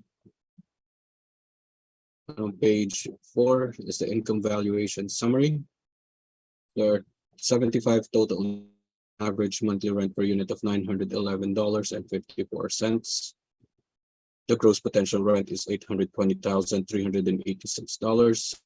The rate is 3.2% or $26,252.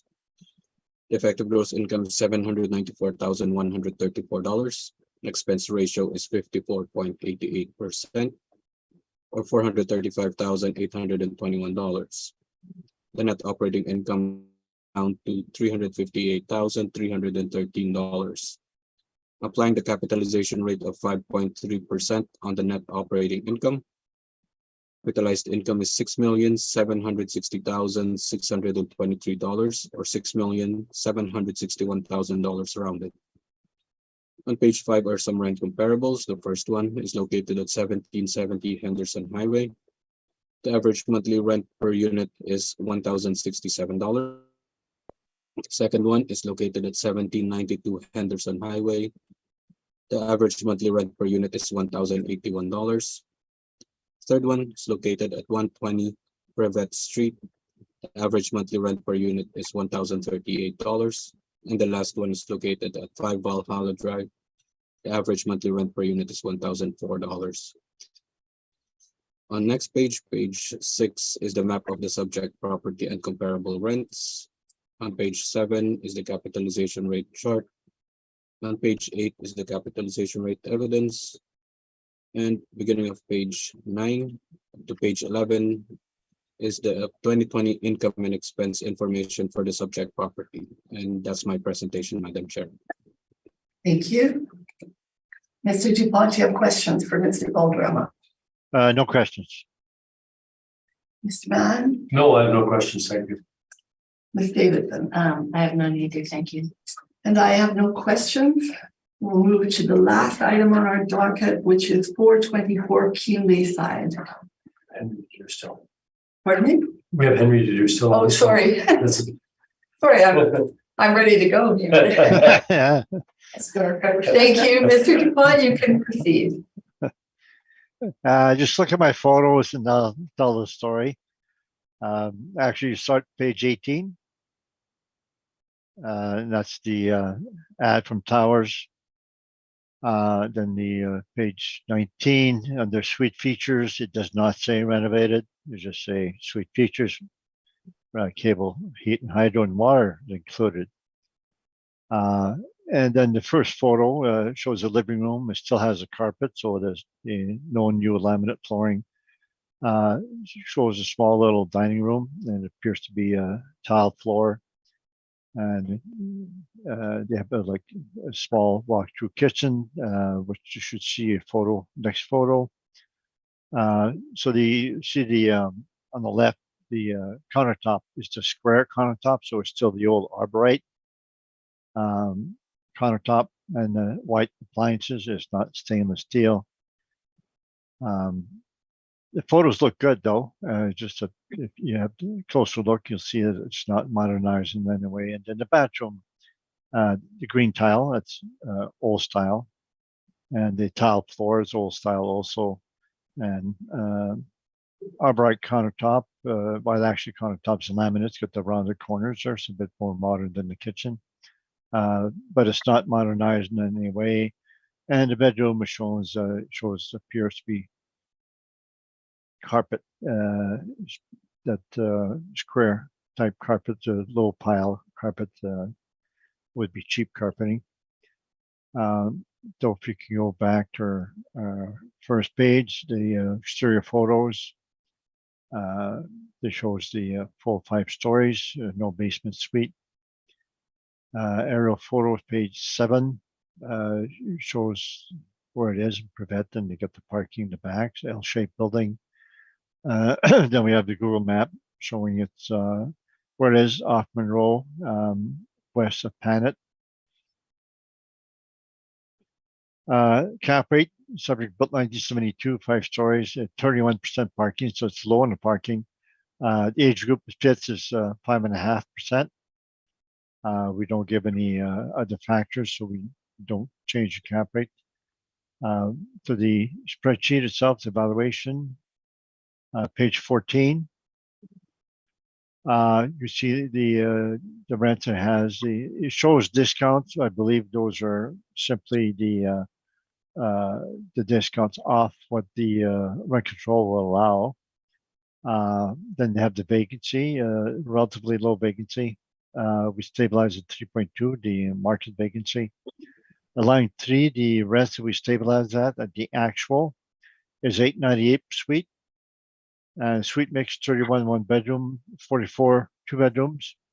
So it's on the low side.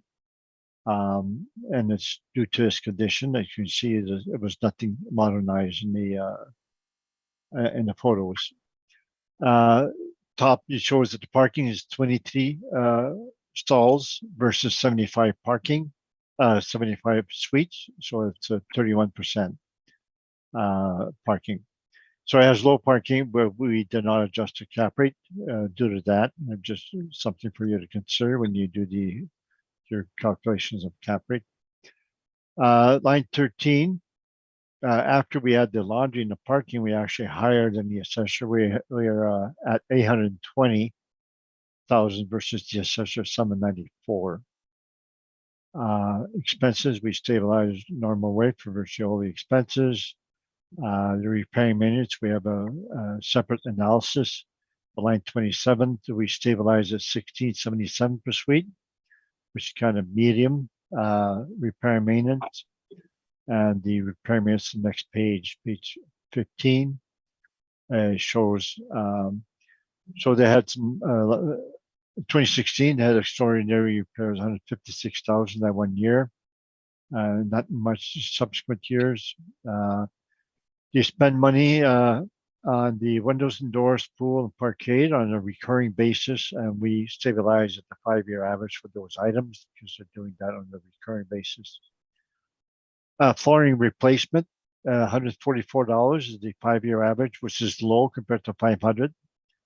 So they're not upgrading the suites upon turnover, and appliance replacement is also low at $69 versus a maximum of $225. Painting is quite low at $65 versus a maximum of $225. So they're not doing that much upon turnover. We excluded the high plumbing for 2 years, shown in red, and we excluded the remaining repair maintenance of 1 high year in 2018. And after we do the bar exclusions and their averages, etc., we come to $1,677 per suite repair maintenance. That's what we put in the previous page. That's where our line 33 on the income approach is 295, 296 rounded versus 358 for the assessor, so much lower than the assessor based on site specific. And it's not because of high repair maintenance, it's medium repair maintenance. They're actually low on their suite upgrades and the flooring and appliances. And after we apply our cap rate 5.5, it's just the assessor 5.3. We have a value 5,375,000 versus the assessment 6,761,000. And that's my report. Thank you. Thank you, Mr. Valderrama. Do you have a question? Yeah, just one, Madam Chair, on line 5 of the income workup on page 14, the vacancy percent. Yes, we're at market so- there, which is higher than actual. Yes. So this is not the actual vacancy specific to the property. It's actual is only 0.2%.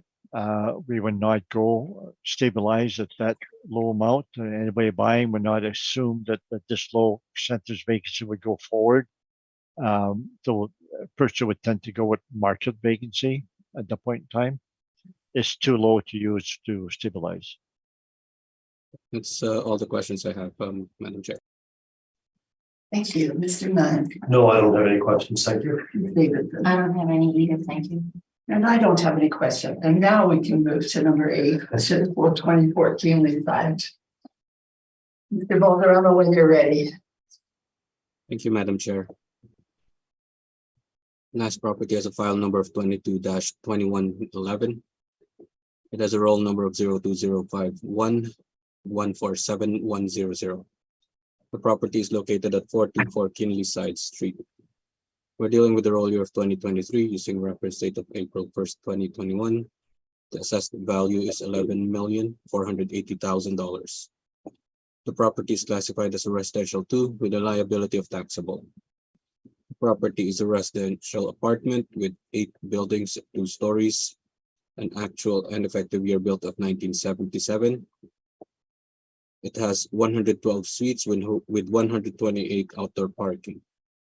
The property is zoned as residential multifamily with a land area of 206,330 square feet, a planned area of 51,672 square feet, and a gross floor area of 103,344 square feet. On page 3 is the aerial photo of the subject property. And on page 4 is the income valuation summary. Again, there are 112 units with an average monthly rent per unit of $1,038.80. The gross potential rent is $1,396,147. The vacancy rate is 3.2% or $44,677. Effective gross income is $1,351,470. Expense ratio is 54.98% or $743,038. The net operating income comes down to $608,432. Applying the capitalization rate of 5.3% to the net operating income, the capitalized income is $11,479,849 or $11,480,000.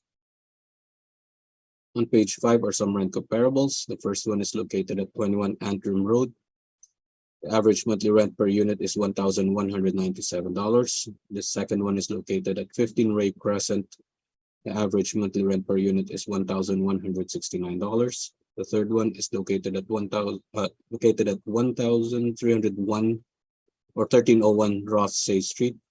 The average monthly rent per unit is $1,234. The last one is located at 714 Luelda Street. The average monthly rent per unit is $1,069. On page 6 is the map of the subject property and comparable rents. On page 7 is the capitalization rate chart. On page 8 is the capitalization rate evidence. And on page 9 is the 2020 income and expense information for the subject property. And that's my presentation, Madam Chair. Thank you very much, Mr. DuPont. Do you have a question? No questions. Mr. Mann, do you have any question? No, I don't, thank you. Davidson? I have none either, thanks. And I have no question. Mr. DuPont, you can go ahead. If you could go to the appendix, page 18. The ad that the owner manager shelter is placing. You can see the first photo, the exterior wood stairs. The walls are also need the type of walls that need painting, and type of roof that needs replacing. It's not the apartment type roof. And then it shows the square footage that they have for the bedroom. So 838 for a 1 bedroom and 976 2 bedroom, 1130. So they have a good size suites. It's a garden style apartment. So it has some good size suites, but a lot of high maintenance type items, especially the exterior. You can see the next photo, all these wood stairs that is required. And then you can go to the front of the page, first page. So we have the same photo of the exterior. And then we'll go to the aerial photos, which page 7. So you can see the aerial photo, all these different buildings, multiple roofs, multiple hot water tanks, multiple HVAC. So those are high maintenance buildings, and they have all that landscaping in between. So they have to maintain that, cut the lawn and maintain that as part of the repair maintenance that it has. So these type of properties will tend to have higher repair maintenance. They're high maintenance. Then they will show the map, Google Maps, to where it is, and the location is relatively good. It's not too close to the shopping areas. So cap rate, page 13, says we are accepting the assessor's cap rate 5.3. Are we?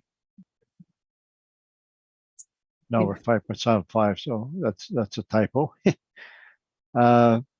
Okay, so the top of the page 13, that's a typo.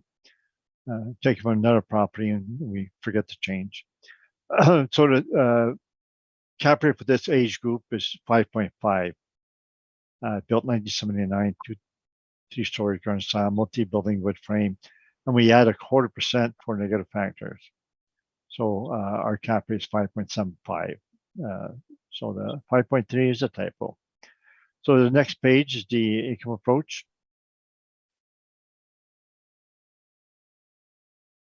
So it shows the rents that they're getting. So the actual rents are getting line 3 is 938. The assessor's got 1039.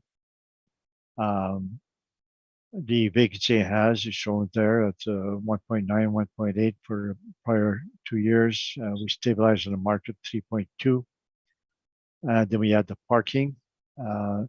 There's no laundry income because each of those suites will have laundry. And that's another thing for, repair maintenance. They have to replace the laundry equipment. They now have 5 appliances to take care of instead of 2 or 3, as well as all the exterior and the wood frame. So those are usually the highest repair maintenance for any type of property. So for so line 13, we're about 100,000 less than the assessor. And then the expenses we stabilize the normal way with most items. The repair maintenance shown there, we stabilize at 2486. It's stabilized at a 5-year average. And the next page gives us the analysis of repair maintenance, and there's none because shelter the financial statements just give them one figure. They don't give any details. But they're relatively consistent for each year. They're shown at the bottom of the page how much per suite they spend, like 2,300 per suite, 27, 1,800, 27, 27. By using a 5-year average, we're 2046. So their repair maintenance is recurring quite normal without being too erratic. Therefore, it's a proper amount to stabilize that. And it's to be expected to get high repair maintenance for this type of property. I've actually seen some from other types are closer to 3,000 per suite. So on this one, if you go back to the page 14, you can approach. Our NOI is 566 versus the assessor 608. So we're less than net income. Our expenses line 31 dollar amount, we're less than the assessor. We're at 692 and the assessor is at 743. So that and the expense ratio almost the same as the assessor. So the difference there comes in the rents to start with. And then the line 34, the cap rate, we apply 5.75 versus the assessor 5.3.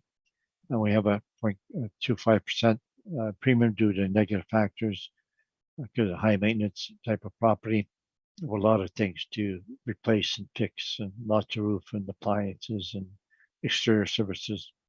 So it comes to value of 9,845,000 versus the assessor 11,474,880. Thank you. That's my report. Thank you, Mr. Boardroom. Do you have a question? Yes, Madam Chair. So the vacancy percentage is not site-specific vacancy percent.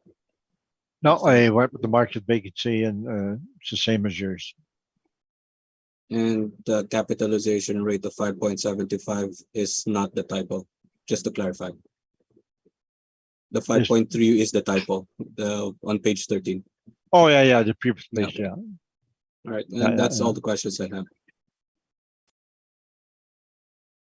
Mr. Mayor, do you have a question? No, I don't. Thank you. Ms. Davidson. Yes, just a quick one. Is your monthly rent of $938? I think I heard you say, is that based on the rent roll? No, it's the actual rent received in 2020. Okay, thank you very much. Line 3, yeah. Thank you. That's what everything. Mr. DuPont, it appears that you've given a slightly extra 0.25 bump up on the cap rate. I may have missed this, but well, that's based on the fact that it's a multiple buildings. That's correct? Yeah, garden style, but a lot of exterior surfaces. You can see the stairways, the exterior, so they don't have corridors, they have exterior stairways. It's all wood, so it needs painting all the time, need replacing wood frame. Their exterior walls need painting. The non-masonry, masonry walls, you can have them and not touch them for years. So the walls, the stairways, the roofs, they have appliances and hot water tanks for each buildings, and it's a high maintenance type of building. Okay, thank you very much. Any wish for final comments either of you? I have none, Madam Chair. Thank you. Mr. DuPont? None for me. None for you. Okay, we have heard all the items scheduled and this hearing is now adjourned. Thank you very much, gentlemen. Thank you. Have a good day, Thank everyone. you. Very goodbye.